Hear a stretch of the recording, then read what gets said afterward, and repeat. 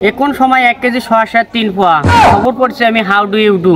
খবরটি সরাসরি সম্প্রচারিত হচ্ছে রংপুর কচুবাগান গুতগুতি সেন্টার থেকে।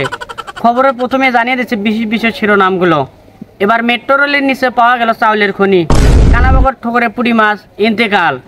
অতিরিক্ত গরমে কারেন্ট খেলেন মশা। এতক্ষণ শুনলেন সংবাদ শিরোনাম, এবার শুনবেন বিস্তারিত।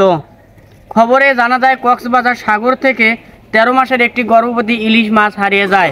ফলে সংকট দেখা দিতে পারে বাংলায় ইলিশের। যদি কোনো মহৎ ব্যক্তি মাছটির সন্ধান দিতে পারেন, তাকে আইন মোতাবেক রিমান্ডে নেওয়া হবে। এভরিবডি আমজাম। এদিকে অতিরিক্ত কাঁচা মরিচের দাম হয় বাংলাদেশ থেকে কয়েকটি কাঁচামরিচ পালিয়ে যায়। কাঁচামরিচগুলোকে এখনও গ্রেপ্তার করা হয়নি। ইনফাস্টিং খিলিবিলি দেশ ঘাট। এদিকে সিঙ্গারা বাস্ট হয়ে 2 জন হোটেল মিসের আহত এবং 2 জন বিদেশি নিহতদের গাইবান্ধা সদর হাসপাতালে ভর্তি করা হয় এবং আহতদের ঢাকা আজিমপুর কবরস্থানে দাফন করা হয়। এবারে খেলার খবর।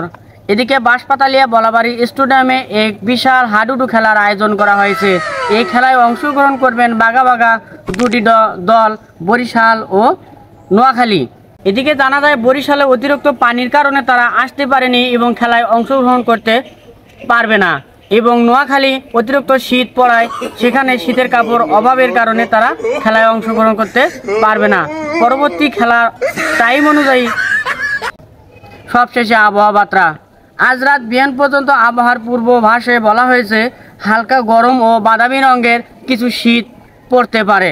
আমাদের ভুয়া খবর শেষ হলো। পরবর্তী ভুয়া খবর দেখার আমন্ত্রণ রইল রাত 13টা বেজে 72 মিনিটে।